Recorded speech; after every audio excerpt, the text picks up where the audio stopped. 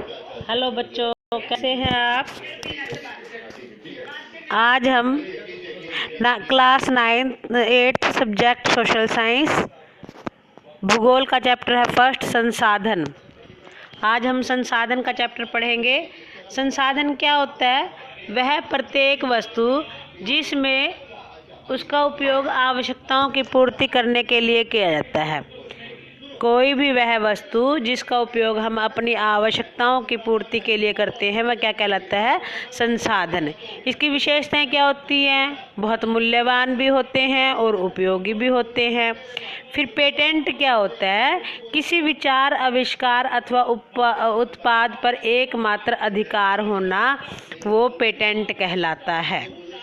प्राकृतिक संसाधन वो होते हैं जो प्रकृति से हमें प्राप्त होते हैं, अधिक संशोधन के बिना उपयोग में लाए जाते हैं। जैसे वायु है, वो प्रकृति के द्वारा हमें प्राप्त है। जल है, वो भी हमें प्रकृति से मिलता है। मृदा यानी कि मिट्टी है जो, वो भी हमें प्रकृति के द्वारा मिली हुई है। वास्तविक संसाधन वे होते हैं जिनकी मात्रा ज्ञात होती है। हमें पता है कि ये इतनी मात्रा में हमारे पास उपलब्ध होते हैं। जैसे जर्मनी के रूर प्रदेश में कोयला है, पश्चिम एशिया में खनिज तेल है, महाराष्ट्र में दक्कन पठार की काली मिट्टी है। इस प्रकार से ये वास्तविक संसाधन है कि जिसकी मात्रा हमें पता होती है कि भाई ये इतनी मात्रा में हमारे पास उपलब्ध होते हैं।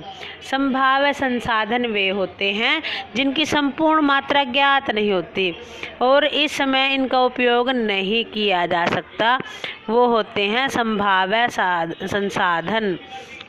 इसका उपयोग भविष्य में किया जा सकता है, लेकिन इस समय इसका तुरंत उपयोग नहीं किया जा सकता। जैव संसाधन सभी जीव, सजीव प्राणी और पेड़ पौधे, ये भी संसाधन ही है, लेकिन ये क्या है? जैव संसाधन है, जीवित हैं, इनमें जान होती है। अजैव संसाधन वे होते हैं जिनमें जान नहीं होती, निर्जीव वस्तुएं होती है, जैसे खनिज है, मृदा है, ये सब जो है अजैव संसाधन है। नवीकरणीय संसाधन वे होते हैं जो शीघ्रता से नवीकृत अथवा पुनः पूरित हो जाते हैं, जैसे वन है, जल है, सौर है, ऊर्जा है। मतलब हम इनको यूज़ कर लेते हैं लेकिन इनको दोबारा भी प्राप्त किया जा सकता है। अनवीकरणीय साधन वे होते हैं जो एक बार समाप्त हो जाने पर उनको पूरित होने में हजारों साल लग जाते हैं। मानव के द्वारा संसाधन वे होते हैं निर्मित संसाधन जो प्राकृतिक संसाधनों को संसाधित करके या उनका उपयोग करके बनाए गए नए संसाधन होते हैं।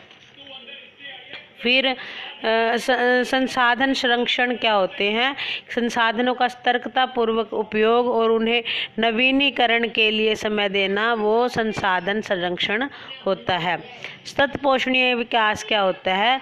संसाधनों का उपयोग करने की आवश्यकता और भविष्य के लिए उनके संरक्षण में संतुलन बनाए रखना, ये सतत पोषणीय विकास होता है। आगे हम करेंगे अभ्यास के प्रश्न है कि अभ्यास के प्रश्नों में क्या क्या है। पृथ्वी पर संसाधन असमान रूप से क्यों वितरित है?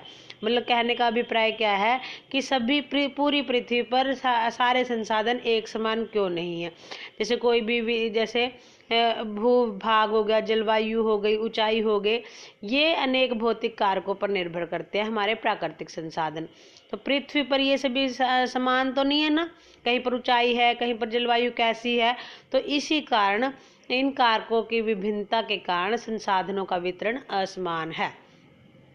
संसाधन संरक्षण क्या है? ये भी हमें पढ़ाया अभी। नेक्स्ट है मानव संसाधन महत्वपूर्ण क्यों है? मानव संसाधन क्योंकि ये और अधिक संसाधन बनाने के लिए प्रकृति का सबसे अच्छा उपयोग तभी कर सकते हैं जब उनके पास ऐसा करने का ज्ञान, कौशल और प्रौद्योगिकी उपलब्ध हो। मतलब मनुष्य के पास ज्ञान होता है और इसीलिए महत्वपूर्ण है ताकि ये अन्य प्राकृतिक संसाधन का भरपूर उपयोग भी कर सकते हैं और जो है ये अधिक संसाधन भी बना सकते हैं। सतत पोषणीय विकास भी हमने पढ़ लिया। ये प्रश्न आपको याद करने हैं सभी जो मैं बता रही हूँ और फेयर नोटबुक में करने हैं। अच्छा, सही उत्तर पर निशान लगाइए। निम्नलिखित में से कौन संसाधन को निर्धारित नहीं करता? उपयोगिता, मूल्य, मात्रा। तो मात्रा जो है इसका सही आंसर है। निम्नलिखित में से कौन सा मानव निर्मित संसाधन है? कैंसर उपचार की औषधियाँ, झरने का जल, उष्ण कटिबंधीय वन। देखो, झरने का जल भी नेचुरल है, प्राकृतिक है, उष्ण कटिबंधीय वन भी। तो यह कैंसर उपचार की औषधियाँ जो है ये मानव के द्वारा बनाई गई हैं। कथन को पूरा कीजिए। जैव संसाधन डैश होते हैं? तो जीव जंतुओं से उत्पन्न होते हैं जैव संसाधन, इसका सही उत्तर है। निम्नलिखित में से अंतर स्पष्ट कीजिए। संभाव्य और वास्तविक संसाधन, ये मैंने आपको पढ़ाया भी। संभाव्य संसाधन वे होते हैं जिनकी संपूर्ण मात्रा ज्ञात नहीं हो सकती, और वास्तविक संसाधन वे होते हैं जिनकी पूरी तरह मात्रा ज्ञात होती है। सर्वव्यापक और स्थानिक संसाधन, सर्वव्यापक संसाधन वे होते हैं जो सभी जगह पाए जाते हैं, जैसे वायु जिसमें हम सांस लेते हैं, ये हर तरफ पाए जाते हैं। स्थानिक संसाधन में तो जो कुछ निश्चित स्थानों पर पाए जाते हैं, जैसे तांबा है, लोहा है, ऐसा है, इनके कहीं कहीं पर पाए जाते हैं। ये निम्नलिखित, बस इतना ही आपको करना है।